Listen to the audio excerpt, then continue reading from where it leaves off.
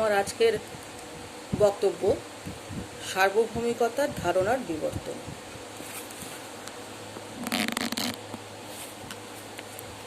সার্বভৌমিকতার ধারণাটি প্রথম প্রবক্তা হিসেবে যদি কাউকে চিহ্নিত করা যায়, তিনি হলেন ফরাসি দার্শনিক বোঁদা।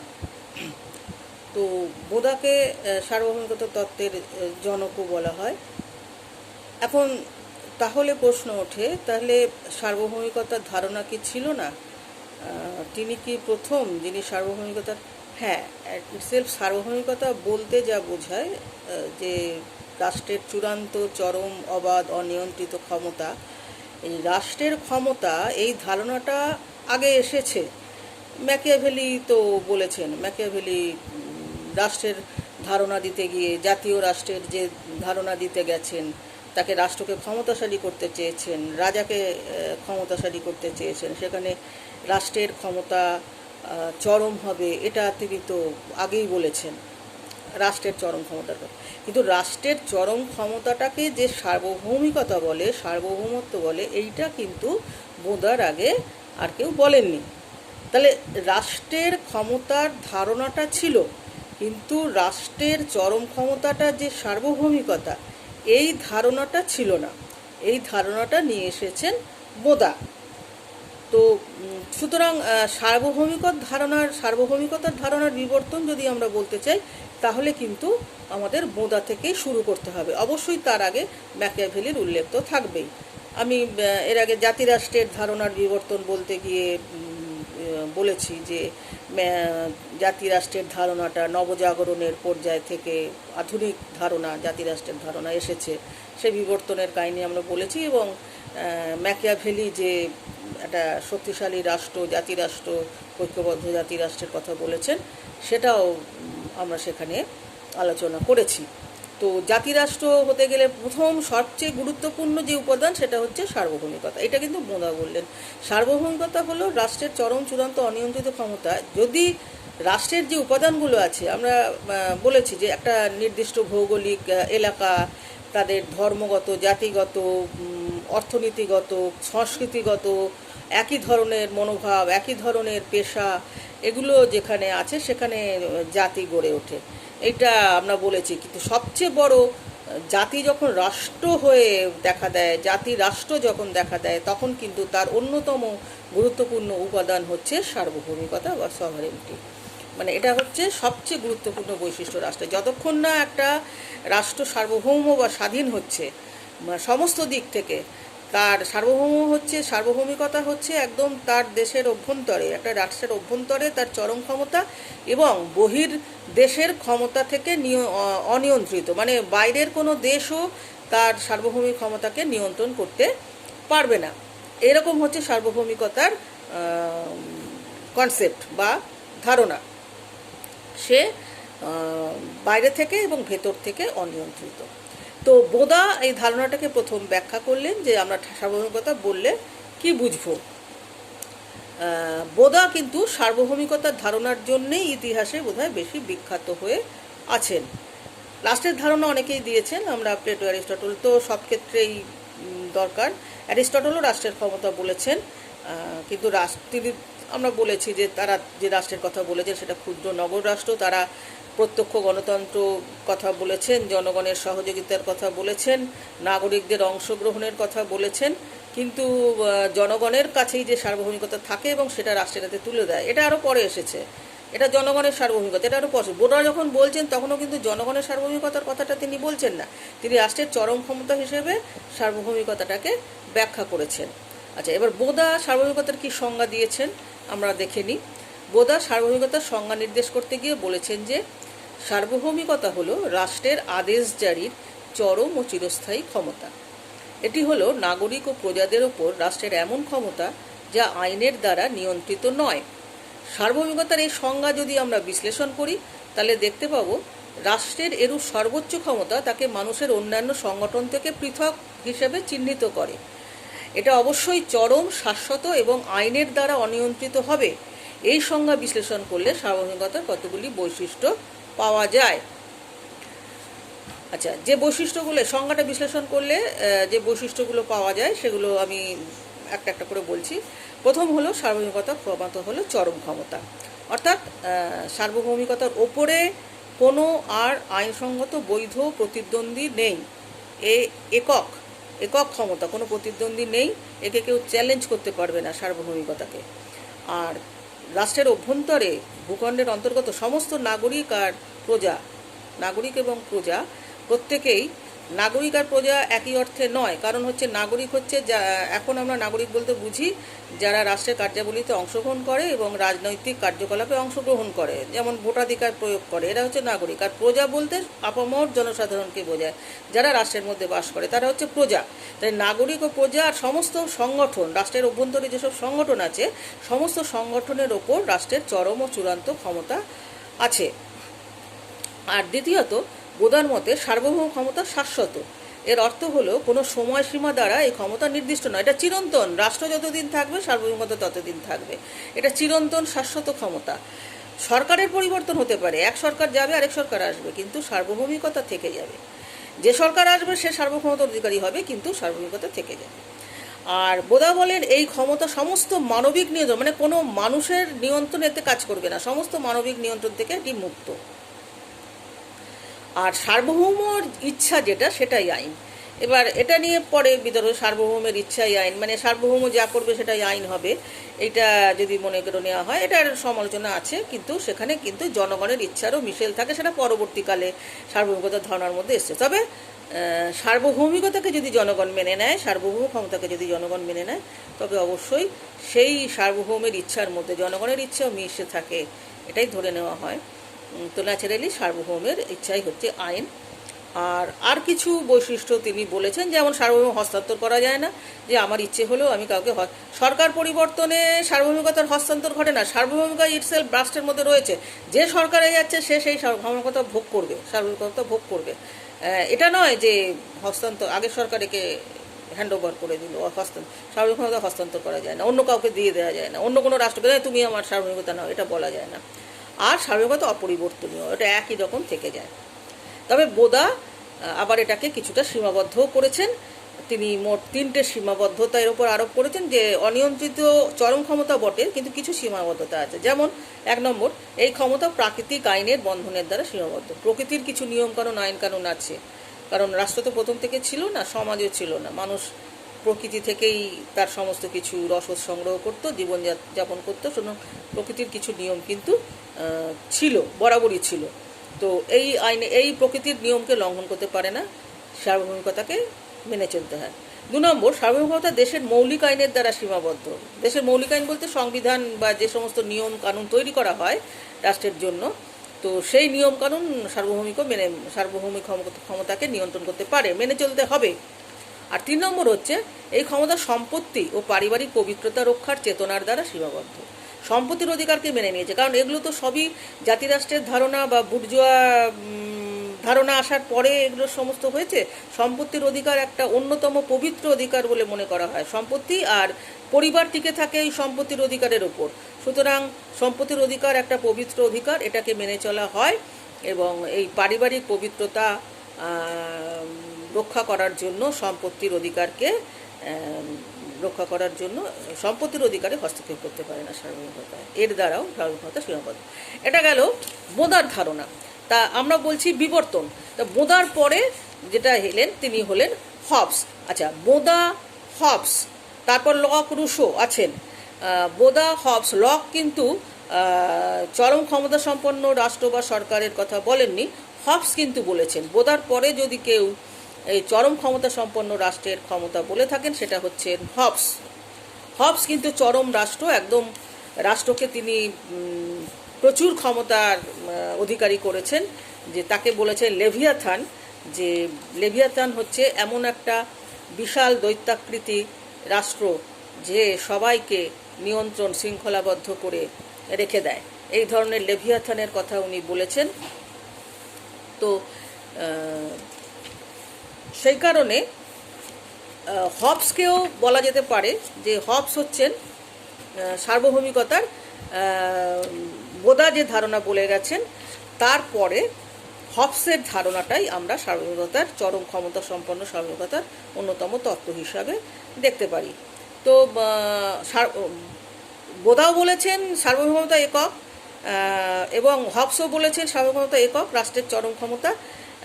তারা কিন্তু একত্ববাদের কথা বলেছেন, মাইন্ড তখনও একত্ববাদ নামটা আসেনি, একত্ববাদ নামটা দিয়েছেন জন অস্টিন আরও পরে 19বিংশ শতাব্দীতে। এনারা সব লিখছেন সপ্তদশ, তারপর অষ্টদশ শতকে লক, সপ্তদশ, আর বোদা তারও আগে 16শ শতাব্দীতে বোদা লিখছেন। তো ন্যাচারালি বোদা হবস একত্ববাদ কথাটা বলেননি, কিন্তু রাষ্ট্রের একক ক্ষমতা বলেছেন, একত্ববাদী ক্ষমতা, এটা রাষ্ট্রেরই শুধু ক্ষমতা, সুতরাং একত্ববাদী তত্ত্ব এটাকে এক ধরনের বলা যায়। তারপরে লক এসে একটু অন্য ধরনের কথা বলেছেন, তারপর রুশো গণসার্বভৌমিকতার কথা বলেছেন, জনগণের সার্বভৌমিকতার কথা বলেছেন। এইভাবে বিবর্তিত হয়েছে সার্বভৌমিকতার ধারণা।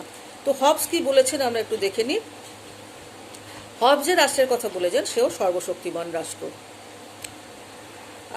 রাষ্ট্র ক্ষমতায় প্রতিষ্ঠিত ব্যক্তি বা ব্যক্তি সমষ্টি হলো সার্বভৌম। আর হবস তো প্রকৃতির রাজ্য তোমরা পড়েছো, প্রকৃতির রাজ্যে তিনি বলেছেন অশান্তি, বিশৃঙ্খলা ইত্যাদি বিদ্যমান থাকে, সেই বিরামহীন যুদ্ধের রাজ্য হচ্ছে প্রকৃতির রাজ্য। তো মানুষ এই বিরামহীন যুদ্ধ থেকে শান্তি শৃঙ্খলার রাজত্বে পৌঁছতে চেয়েছিল, সেই জন্য যারা চুক্তি করে রাষ্ট্রের হাতে ক্ষমতা তুলে দিয়েছে, এবং যে রাষ্ট্রের হাতে ক্ষমতা তুলে দিয়েছে সেই রাষ্ট্র কিন্তু চরম ক্ষমতা সম্পন্ন রাষ্ট্র, এবং সার্বভৌম ক্ষমতা তাদের হাতে তুলে দিয়েছে বলেই তাদের প্রতি জনগণ আনুগত্য দেখায়। এবং হবস মনে করেন সার্বভৌমের সাহায্যে আইন ও নৈতিকতা উভয়ই প্রতিষ্ঠা লাভ করেছে।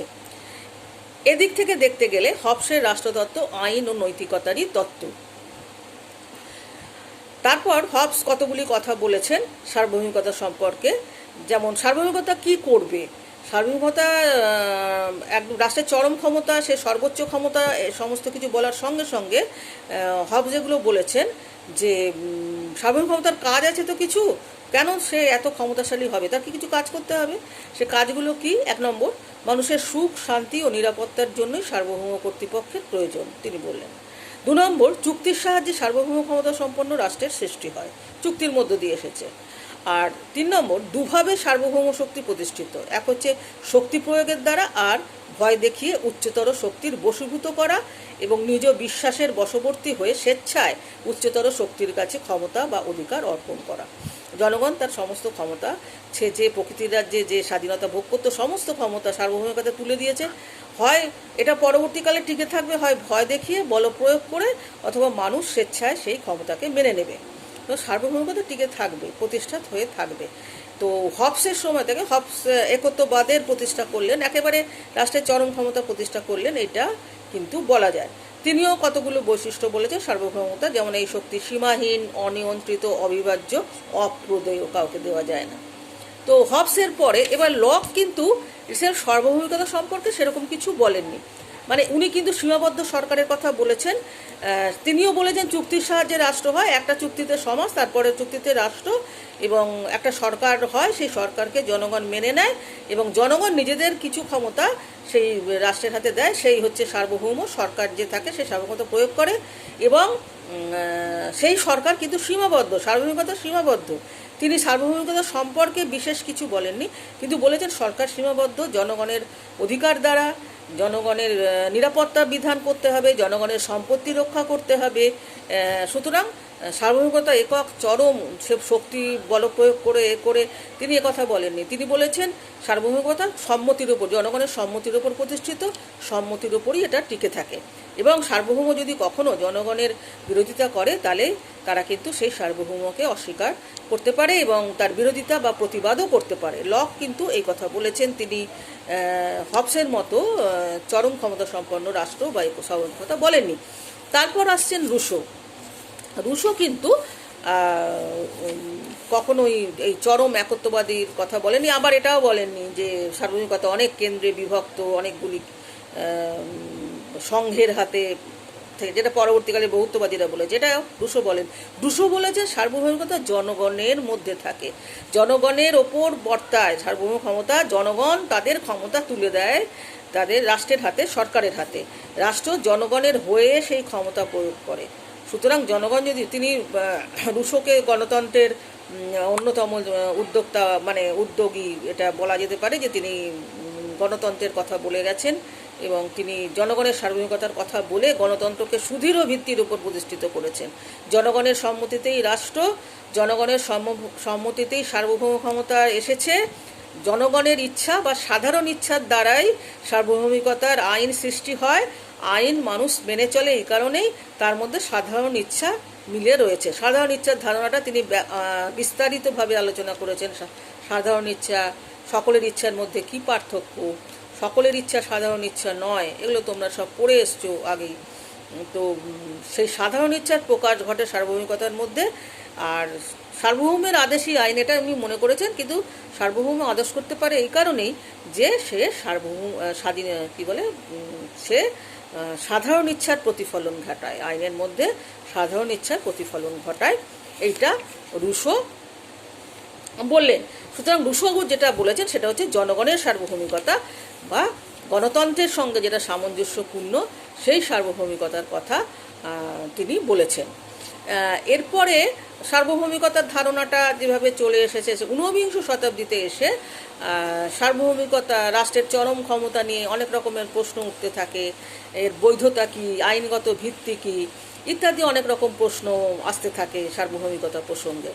তখন এই বৈধতা প্রতিষ্ঠার জন্য ইংল্যান্ডের রাষ্ট্রনীতিবিদ, তিনি আইনবিদ, অ্যাকচুয়ালি তিনি আইনজ্ঞ, আইন বিশেষজ্ঞ, জন অস্টিন একজন আইনবিদ বা আইন বিশেষজ্ঞ। তিনি দেখলেন যে তিনি আবার একত্ববাদের প্রচার নতুনভাবে করলেন। তিনি এটা সার্বভৌমিকতা তত্ত্বের নাম দিলেন একত্ববাদী তত্ত্ব। একত্ববাদী মানে এটা রাষ্ট্রের একক ক্ষমতা, চরম ক্ষমতা, অবাধ অনিয়ন্ত্রিত ক্ষমতা, যেটা বোদা হাউস বলেছেন সেটাকেই তিনি আইনগত ভিত্তির উপর, কারণ তিনি আইনজ্ঞ, তিনি আইনগত ভিত্তির উপর প্রতিষ্ঠিত করলেন। বললেন এ বৈধ ভিত্তির উপর প্রতিষ্ঠিত, একদম আইন দ্বারা প্রতিষ্ঠিত সার্বভৌম ক্ষমতা। তিনি এইভাবে সার্বভৌমের সংজ্ঞা দিলেন। তিনি বলছেন যে যদি কোনো সমাজে কোনো ঊর্ধ্বতন কর্তৃপক্ষ অপর কোনো ঊর্ধ্বতন কর্তৃপক্ষের প্রতি কোনো আনুগত্য না দেখায়, কিন্তু সমাজের অন্যান্য সমস্ত সদস্যের এবং প্রতিষ্ঠানের স্বাভাবিক আনুগত্য লাভ করে, তাহলে সেই ক্ষমতা হলো সার্বভৌম ক্ষমতা, সেই ঊর্ধ্বতন কর্তৃপক্ষ হলো সার্বভৌম ক্ষমতা, এবং এই সার্বভৌম ক্ষমতা সম্পন্ন যে সমাজটি সেটি হলো একটি স্বাধীন সমাজ। এইটা বললেন অস্টিন। তিনিও ওই একইভাবে সার্বভৌমিকতার কয়েকটি বৈশিষ্ট্যের কথা বলেছেন। একত্ববাদে সার্বভৌমতা চরম, অনিয়ন্ত্রিত, অবিভাজ্য, অহস্তান্তরযোগ্য। অস্টিন এইভাবে একত্ববাদের প্রচার করলেন এবং একত্ববাদের প্রচারের মধ্য দিয়ে সার্বভৌমিকতা বৈধ আইনগত ভিত্তির ওপর প্রতিষ্ঠা করলেন। এটা বৈধ কারণ জনগণের সম্মতিতেই এ ক্ষমতা লাভ করেছে, আর কেউ এই ক্ষমতা ভোগ করতে পারবে না। হ্যাঁ, জনগণের বিরোধিতা করার অধিকার আছে কিনা সেই প্রশ্নে অস্টিন যাননি, কিন্তু এটা বৈধ ক্ষমতা, কারণ সেই ক্ষমতাটা তারা নির্বাচন করে সরকারকে নিয়ে আসছে রাষ্ট্রের হাতে। তারা রাষ্ট্র যখন গঠন করেছে, রাষ্ট্র যখন গঠিত হয়েছে, তখন এই সার্বভৌম ক্ষমতা নিয়েই গঠিত হয়েছে। এই ক্ষমতাকে কেউ অস্বীকার করতে পারে না, এর আইনগত ভিত্তি আছে, এর আদেশ মেনে চলতে সকলে বাধ্য। সুতরাং অস্টিন একত্ববাদকে পুনঃপ্রতিষ্ঠা করলেন। হবস যেটা করে গেছিলেন একত্ববাদের, সেটা অস্টিন এসে সেটাকে আরও সুদৃঢ় ভিত্তির ওপর, আইনগত ভিত্তির ওপর প্রতিষ্ঠা করলেন। এবার সার্বভৌমিকতা একেবারেই একত্ববাদী ক্ষমতায় বা একত্ববাদী তত্ত্বে পরিণত হলো। তারপরে সার্বভৌমতার যে বিবর্তন আবার আমরা দেখতে পাই সেটা হলো বহুত্ববাদের আবির্ভাব। কি না, একত্ববাদ নানাভাবে সমালোচনা তো হবেই, কারণ যখন রাষ্ট্র আইনগত ভিত্তির উপর সার্বভৌমতা প্রতিষ্ঠিত হলো, তারপরে সেটা যদি যা খুশি তাই করে বা রাষ্ট্রের একক ক্ষমতা, সে নাগরিকদের সঙ্গে সার্বভৌমের আদেশ মেনে চলতে বাধ্য ইত্যাদি কথা, আনুগত্যের প্রশ্নটাকে দ্বিধাহীন আনুগত্য করেছে, কোনো প্রশ্ন করা যাবে না সার্বভৌমকে, এরকম একত্ববাদী তত্ত্বের বিরুদ্ধে কিন্তু সমালোচনা এসেছে এবং সেই সমালোচনার মধ্য দিয়ে উঠে এসেছে সার্বভৌমিকতার বহুত্ববাদী তত্ত্ব। বহুত্ববাদী তাত্ত্বিকরা হচ্ছেন ল্যাস্কি, বার্কার, দুগুই, এরা ম্যাকাইভার। এরা বললেন যে রাষ্ট্র এককভাবে ক্ষমতাশালী তো নয়, কারণ রাষ্ট্রের মধ্যে আরও অনেক ধর্মীয়, সামাজিক, সাংস্কৃতিক সব সংঘ আছে, প্রতিষ্ঠান আছে, যারা কিন্তু নিজের ক্ষেত্রে স্বাধীন। তো সুতরাং তারা নিজের ক্ষেত্রে স্বাধীন, তাদেরও কিছু আইন কানুন আছে। আমি যদি কোনো ক্লাবের মেম্বার হই, খেলাধুলার ক্লাব হতে পারে, ধর্মীয় সংঘ হতে পারে, সাংস্কৃতিক কোনো সংস্থা হতে পারে, তাদের কিছু নিয়ম থাকে। সেই নিয়ম কিন্তু সদস্যদের মেনে চলতে হয়। নিয়ম ভঙ্গ করলে সদস্যরা সেই সঙ্গে থাকতে পারবে না, সেই প্রতিষ্ঠানের মধ্যে থাকতে পারবে না। তাহলে এরা তো নিজের ক্ষেত্রে স্বাধীন, তারা নিজের মতনই চলে। তো এরাও সার্বভৌম, এদেরও সার্বভৌম ক্ষমতা আছে। সার্বভৌম একটা সেন্টারে নয়, রাষ্ট্রের মধ্যে নয়, সমাজের বিভিন্ন সংঘের মধ্যে, বিভিন্ন সংস্থার মধ্যে ছড়িয়ে আছে। এটাকে বলছে সার্বভৌমতার বহুত্ববাদী তত্ত্ব। এটা সার্বভৌমতার সর্বশেষ বিবর্তনের মধ্য দিয়ে বহুত্ববাদী তত্ত্ব এসেছে। তবে বহুত্ববাদী তত্ত্ব কিন্তু সর্বক্ষেত্রে প্রযোজ্য নয় এবং সবাই এটাকে মেনে নেওয়া যায় না। কারণ সমাজের মধ্যে অনেক সংঘ, অনেক কিছু আছে, কিন্তু তাদের তো এক সূত্রে বাঁধতে হবে। তারা তো একটি রাষ্ট্রের মধ্যে, তাদের মধ্যে যদি দ্বন্দ্ব দেখা দেয়, তাদের মধ্যে যদি বিরোধ দেখা দেয়, মানুষের আনুগত্যের প্রশ্ন যদি সমস্যা দেখা দেয়, সে কার প্রতি অনুগত হবে? তার তো চরম আনুগত্য রাষ্ট্রের প্রতি। আর কারণ এই প্রতিষ্ঠানগুলির মধ্যেও যদি দ্বন্দ্ব দেখা দেয়, সেই দ্বন্দ্বের মীমাংসা করার জন্যও তো রাষ্ট্র, সেই দ্বন্দ্ব মীমাংসা করার, বিচার করার সর্বোচ্চ ক্ষমতা যদি রাষ্ট্রের থাকে, তাহলে সংঘগুলো যতই স্বাধীন হোক, যতই সার্বভৌম হোক, রাষ্ট্রের উপরে উঠতে পারে না, রাষ্ট্রের ঊর্ধ্বে উঠতে পারে না। সুতরাং আলটিমেটলি একত্ববাদের বিরুদ্ধে সমালোচনা হলেও, বহুত্ববাদী তত্ত্ব কিছুটা সত্য হলেও, চরমভাবে সর্বশেষ উপায় হিসেবে সার্বভৌমের একত্ববাদী তত্ত্বকেই কিন্তু মেনে নিতে হয়। সুতরাং আজ পর্যন্ত সার্বভৌম ক্ষমতা রাষ্ট্রেরই ক্ষমতা, এটাকে অস্বীকার করার কোনো জায়গা নেই। এইভাবে ম্যাকিয়াভেলি, মোদা, হবস, লক, রুশো এবং তারপর অস্টিনের একত্ববাদী তত্ত্ব এবং সর্বশেষে ল্যাস্কি, বার্কার, ডুগুই, ম্যাকাইভার, এদের বহুত্ববাদী তত্ত্ব এবং শেষ পর্যন্ত আবার সার্বভৌমিকতাকে মেনে নেওয়া রাষ্ট্রের ক্ষমতা হিসাবে, এইভাবে সার্বভৌম ক্ষমতার বিবর্তিত হয়েছে। এবং আজকে আমরা যে সার্বভৌম ক্ষমতা দেখতে পাই, এই বিবর্তিত রূপ।